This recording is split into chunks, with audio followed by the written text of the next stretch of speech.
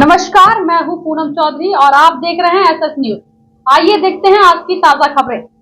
आजमगढ़ में समाजवादी पार्टी द्वारा 1962 के भारत चीन युद्ध रेजांगला मोर्चे पर भारतीय सेना के शौर्य पर आधारित फिल्म 120 बहादुर का प्रदर्शन किया गया, जिससे आजमगढ़ के सांसद धर्मेंद्र यादव, विभिन्न क्षेत्रों के विधायक तथा जनप्रतिनिधियों द्वारा पार्टी कार्यकर्ता बड़ी संख्या में शामिल रहे। फिल्म में दर्शाए गए 120 भारतीय सैनिकों का साहस त्याग को देखकर उपस्थित लोगों ने गौरव का अनुभव किया। मीडिया से मुखातिब होते हुए सांसद धर्मेंद्र यादव ने इस फिल्म को ऐतिहासिक सत्य का जीवंत दस्तावेज बताया और कहा कि बहुत से लोग नहीं जानते कि सिर्फ 120 भारतीय जवानों ने 3000 चीनी सैनिकों को जवाब देते हुए मोर्चे पर डटे रहे। उन्होंने कहा कि फिल्म ने देश के सामने यह महान इतिहास पुनः प्रकट किया है और इसके लिए उन्होंने निर्देशक फरहान अख्तर को धन्यवाद दिया। सांसद धर्मेंद्र यादव ने देश की सैन्य नीति को लेकर केंद्र सरकार पर सवाल उठाया। उन्होंने कहा कि अग्निवीर योजना से 4 साल की सेवा देने के बाद सैनिक का भविष्य सुरक्षित, न परिवार की रक्षा सुनिश्चित है। उन्होंने सरकार की अग्निवीर योजना को खत्म कर सैनिक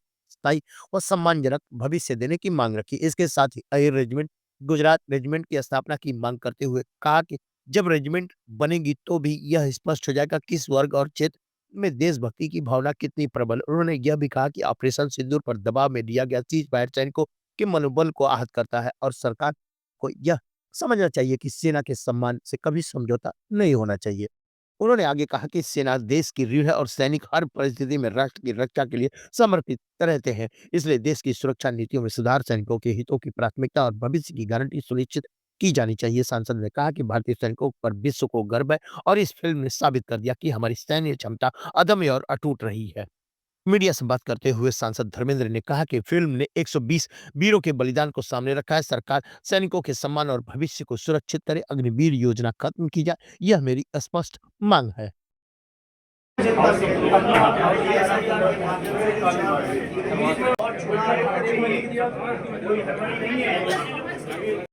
जवानों की पिक्चर और देश के नाम मान गए।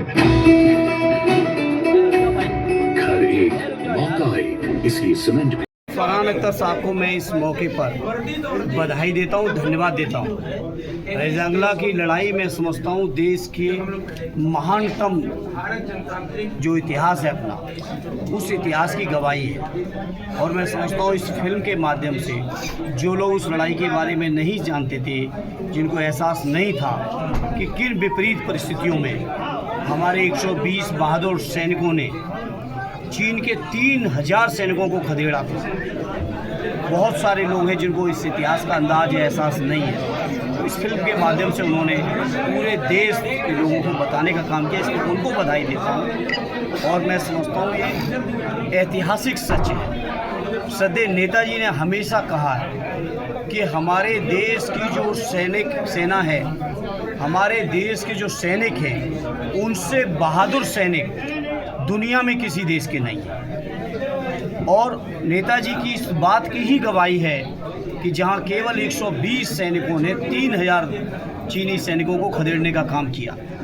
तो मैं समझता हूं हमारे देश की सरकार हर समय, हर पल, हर दिन कोशिश करनी चाहिए कि सैनिकों के सम्मान के लिए, सैनिकों के स्वाभिमान के लिए, उनके मान और सम्मान के लिए हर संभव प्रयास करना चाहिए। सोचिए आप सैनिक किस स्तर तक की कुर्बानी दे रहे हैं और उन सैनिकों के लिए लाए तो क्या लाए, अग्निवीर।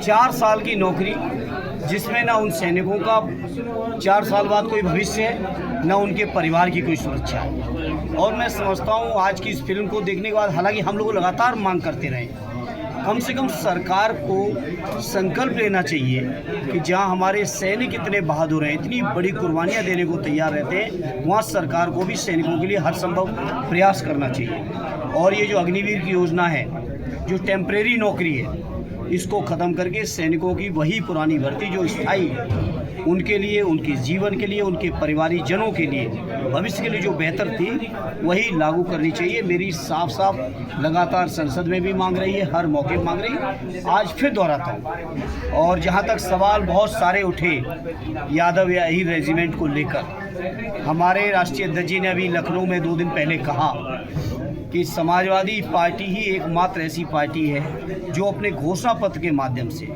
अहीर रेजिमेंट की मांग करने का काम किया है। और हमारी पार्टी की तो यहाँ तक भी मांग है कि गुजरात रेजिमेंट भी बनना चाहिए। जिससे लोगों को पता चले देश के अंदर की कौन कौन कौमें हैं, कौन कौन समाज के वो लोग हैं जो देशभक्ति के लिए अपनी जान को निछावर करने के लिए तत्पर रहते हैं। तो मैं समझता हूँ सरकार को ध्यान देना चाहिए, और सरकार ने जिस तरीके से काम कर रही है, अग्निवीर की योजना हो, कहीं ना कहीं हमारे सैनिकों को मनोबल गिराने की योजना है।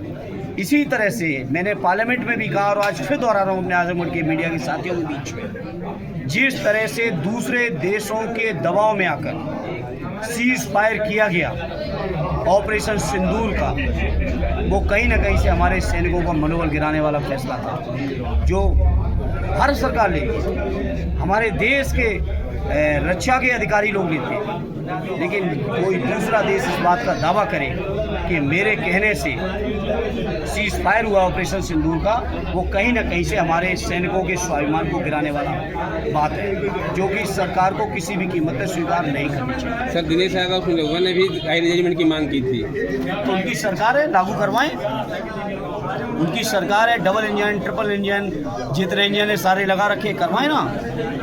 ये केवल कोरी बयानबाजी करते हैं। और समाजवादी पार्टी के बारे में आप सब जानते हैं, जो भी बात घोषणा पत्र में जब कभी भी कही है उसको न केवल 100% पूरा किया है, बल्कि उससे भी बढ़ के पूरा करने का काम किया है। और यही रेजिमेंट हमारे पार्टी के घोषणा पत्र का हिस्सा है। सर जेली सिरप के मामले में सर धनंजय सिंह का भी नाम आ रहा है। जेली सिरप के मामले में सर धनंजय सिंह का भी नाम आ रहा है। उन पे आरोप है कि पुलिस प्रोटेक्शन कर रहे थे। नहीं, पुलिस का तो वो उनको तो प्रोटेक्शन, वो तो अलग बात है। आज मैं इस मुद्दे पर बात करना चाह रहा हूँ, मैं मुद्दे से भटकना नहीं चाह रहा हूँ। सर क्या प्रेरणा लिया, क्या देखिए, चूँकि मैं ऐसे परिवार से हूँ कि मेरे परिवार में बहुत सारे सैनिक रहे हैं, श्रद्धेय नेताजी रक्षा मंत्री रहे हैं, हमारे पारिवारिक लोग फौजी लोग हैं, रिश्तेदार लोग हैं। स्वयं मेरे बड़े ताऊ ने, नेताजी से बड़े वाले जो हमारे ताऊ थे, आज वो दुनिया में नहीं हैं, उन्होंने भी 62 की और 65